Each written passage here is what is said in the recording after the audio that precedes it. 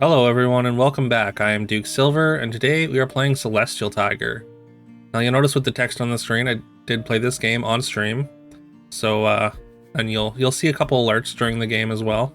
Just to let you know where those are coming from. Yeah, I've been streaming on Twitch, so you can go and follow me over there. The link to my Twitch will be in the description and in the comment section as well. But yeah, let's get into this. So this was pretty interesting game at the end. I mean, the we didn't really get like anything like incredible going in the early game, but yeah, make sure to stay till the end to see exactly what makes this game special. But yeah, we have a pretty decent start. We got a couple wizards familiars. We're up a character already, so like we got a little bit of econ. Managed to win this fight with some good RNG. So we're definitely happy to not be taking Peter Pan's damage at level 2. Here we're gonna take a 3.0 Brave Princess, and probably just a spell because we want the Brave Princess to slay pretty bad. We could just take the chicken, like that would be more efficient, but taking the spell actually does represent more stats because it adds stats to our Wizard's Familiar. As well as it puts a +1/+1 on the Brave Princess. But we're not incredibly likely to win this fight, like against the Fates especially since they have a Polywoggle that slays without dying and turns into an 18/18 that just completely destroys us. So a little bit unfortunate there, but we locked this shop because we can just go Gingerbread Party into a support, and I think that was just a pretty clean turn, so I ended up locking it. Yeah, I like if we can get like a really like a good spot to play Gingerbread Party. I'm like pretty happy to party in a lot of scenarios, and even more so lately. I just think the early investment you get paid off pretty well. Like being able to stack up those stats into golden units, I think is just it's just worth the 3 gold and the potential I guess sort of temple loss. Like we still had a full board, so and we won the fight after we played it, so I think it worked out pretty well. And we have a Sadrak with a Dragon's Nest here, so we are gonna lose pretty hard to this board. But Dragon's Nest with a couple baby dragons early is really hard to beat anyways. Failing to slay twice with the Brave Princess means that we're gonna deprioritize the slay on it, because forcing it is just like it makes us play our positioning poorly. Like we've got our ranged in 2, as well as it's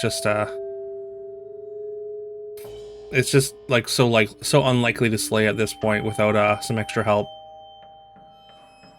And these treasures aren't exactly what we want here. Quiver actually gives us some stats, so we're gonna go with that. But like I was considering Bad Moon. I mean, Bad Moon and Curse thrown together could be very good, especially on Celestial Tiger, and unlike Celestial Tiger with Bad Moon, if we can get Slay going, is quite good. And yeah, we're gonna move the support into slot 7, and then we're just gonna put the Brave Princess in 3, because we don't think it's gonna slay anyways, and we want to get our backline positioning in a much better anyways. Fortunately, that Polywoggle doesn't slay and survive and destroy us in this fight, and our slot 3 Brave Princess manages to slay. So I think Brave Princess maybe just toying with us a little bit. And yeah, we get a free Lady of the Lake with the Quiver. That's fantastic. Getting a 10/10 range on the back line that's providing support to the front is fantastic.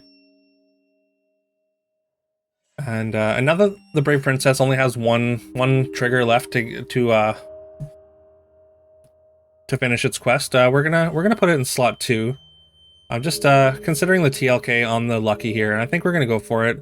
Golden level 4 is obviously going to be very good, and a Monster Book is honestly one of the better things we could ask for.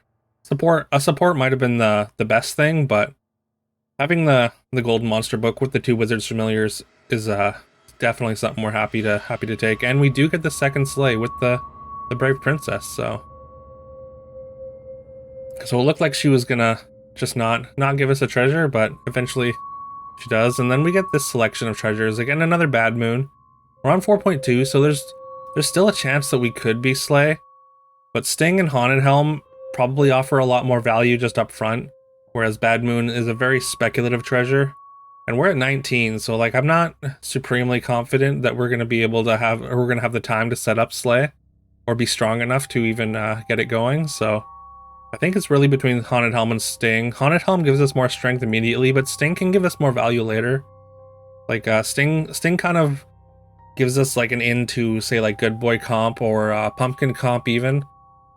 So I'm spending way too much time deciding between the two, though. We still have a full turn to go. So I'm just going to take the Sting and just hope it's okay.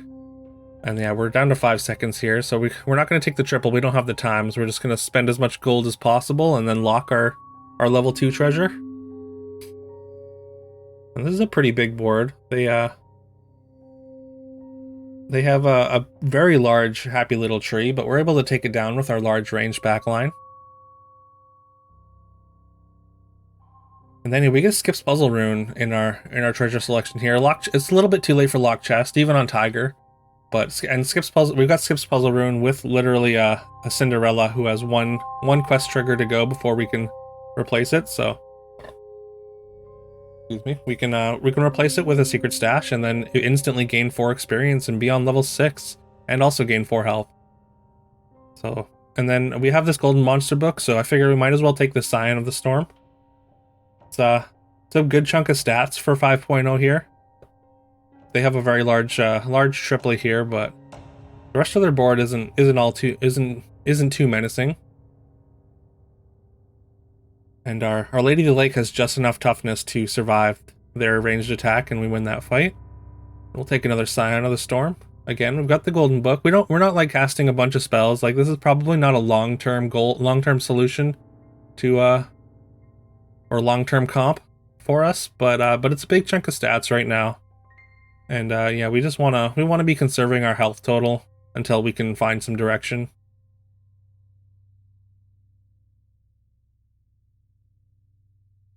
And honestly, like, we can go any which way right now. Like, we've got Lady of the Lakes and Sherwood Sure Shot, as well as the Soul Tack, so we could be Good Boy. There's a Princess P, so if we get Horn, we're gonna lock for that, but we do not find Horn of Olympus. And I don't think any of these are better than what we have, so we're just gonna skip that.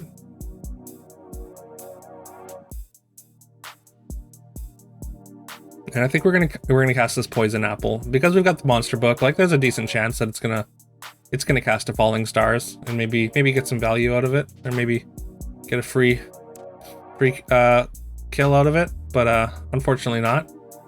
We put the poison. I mean, it's still a good hit for the Poison Apple, like reducing all that toughness on the Tweedle that's in front of the Golden Green Knight. There is definitely relevant, but we are gonna lose this fight. We're going to take 9, but we're going to gain 6 from the Secret Stash and then get 6 gold. So honestly, losing a fight at this point is like not even that bad. Not even that bad for us. We basically lose 3 health and gain 6 gold. That's a trade I'm pretty happy to make.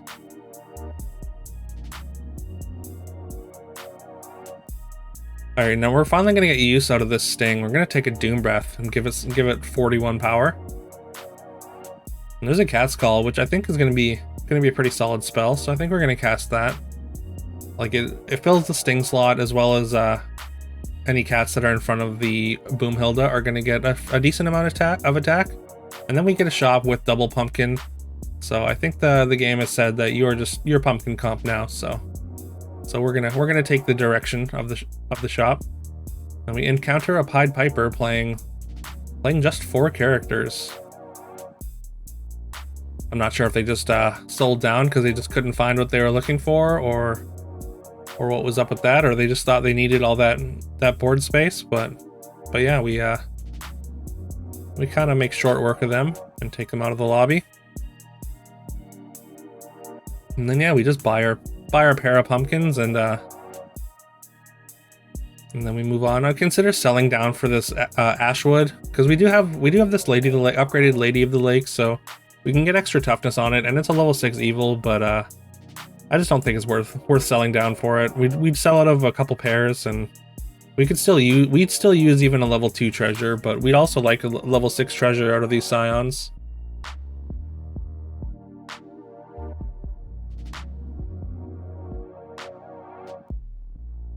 Yeah, we don't end up finding anything really. So, all right. So Doom Breath completely ruins this this Trophy Hunters comp, and they had a very strong. They had that Princess P was gonna do a lot of work if it was able to attack. I'm pretty sure it would have slayed at least 3 out of the 4 things on our board. So I'm really glad we got the first attack and took out their entire back line.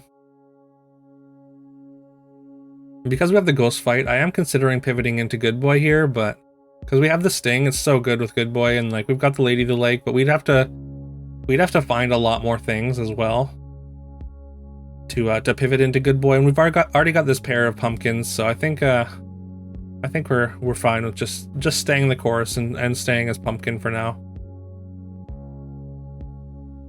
We cast a Genie's Wish and get the worst possible spell, so that's a little unfortunate. We're just gonna sell and open up a spot in this shop, and then we're gonna lock that pumpkin and hope we can get a good treasure out of this golden pumpkin. Get a shot off with the Cupid. Fortunately, we took out the Sultak earlier in the fight, even if it kind of negated our Doom Breath a little bit, but we still took out the Sultak, so it was a 1-for-1. And we're gonna take Singing Sword here. Spear is fine. I think Embiggening Stone does, like, it's too late in the game for Embiggening Stone to be really effective, and I think we make a little bit of a mistake here. I'm just thinking that like the Aeon is better than the Neon just on board right now because it scales our mages in the back, but honestly, like I don't think that's enough of an improvement over Neon to really justify the 5 gold there. So I think if I had the choice to do that over, I'd probably take it back. And remember, the Sadrak had Dragon's Nest, so either they got out of it or they have 2 Doom Breaths, which they do, and they take out our pumpkin, but our Doom Breath is just as effective, if not more effective, I'd say, and crushes their backline. And then we take them out, and we deal 10 damage and knock them out of the lobby, so it's just us and the Fates, who has been very strong the entire game. Last time we saw them, they had a golden green knight, so they're on trees. It's just a matter of how many more trees they've found since then.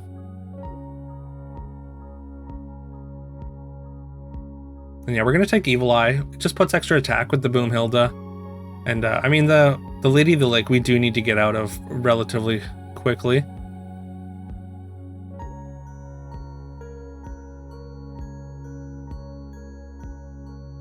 I'm not sure what I'm considering here at that with the 3 gold there. And now we can buy a Pigomorph, and I think we're going to. I'm fairly confident we're not going to need that Sultak anymore, so I sell out of it and we just keep our Scion pair and get rid of everything else. Oh, there's one of the alerts for my my stream that shows that that I was live while doing this. All right, so we don't really get much out of our golden pumpkin. We don't get our apple tree attacked into, so yeah, we get knocked down to 4. We lose that combat pretty badly. And like the Doom Breath can take out 2 out of the 3 things on their back line, but I don't think it's not worth buying a second one. The 6 gold investment is just a little bit too much. We need to either triple this Scion of the Storm or find some better scam pieces. And there's going to be another Medusa, which we're going to take. The Scion doesn't really play on the board anymore. The stats just don't line up against anything they have, so we need to hope that we get good attacks with these Medusas.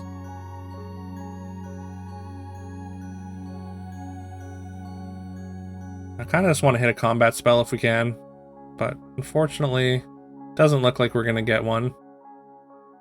The 1 health doesn't matter. We're going to lock this Medusa. We're going to take it next turn because honestly, like, if we can get a Horn of Olympus, like, it's still relevant.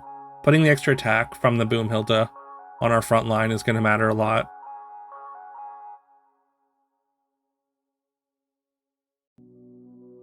Alright, they attack into our apple tree this time, which was in the Sting slot. And then we get a very large attack with that Shadow Assassin. It had 50 power, so with that, we're able to take down the fight and deal a little bit of damage to them and live to fight another time. So yeah, we're gonna take that. No Horn of Olympus, unfortunately. Now here it's between, like, I'm considering replacing the Sting with Ring of Rage, but that would make the Doom Breaths probably too small to be relevant. So I'm not sure if I want to do that, and we end up just skipping. And we could take another Poison Apple. It was very good against them last time, so like they've got a lot of high toughness characters that we definitely want to be reducing. But we are gonna take a Poison Apple, but we're also gonna take a Cupid to hopefully get some scam on their backline. They do have a couple very large characters in the backline. And we get a great Medusa attack. Taking out all those stats on the Ashwood is great, and we get the Cupid attack, and it's very, very relevant. And then they pop our pumpkin, attack into our Sting slot. We steal their Golden Green Knight and hit them for 24, knocking them out of the game, and we win the lobby. And that, my friends, is why they call it a murder pumpkin. So yeah, this is a really surprising result. I was very excited that we managed to win that game, kind of out of nowhere. Like I mean, I think the tracker had us at about 50% to win the fight, which is surprising. But we did have a decent amount of scam and a golden pumpkin, and the Doom Breath again could have taken out 2 out of the 3 things in the back line. So if we get that first attack, then things go a little bit better, especially against that P. Like if we just like attack into the P and take out both supports, that's a huge chunk of their comp gone for one character. But yeah, again, yeah, I played this live on Twitch, so I've been streaming over there. I would love it if you would come and hang out. My Twitch will be in the description and in the comments.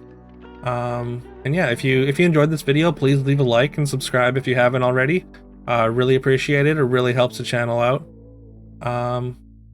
And also, I got a preview card, or sorry, I guess the patch is coming out today, but I had a preview card for the patch coming out, so you'll be able to play with Rumpelstiltskin today.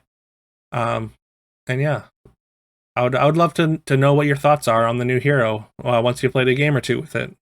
I'm definitely excited to try it out, and yeah. Okay, well, I guess I will see you tomorrow.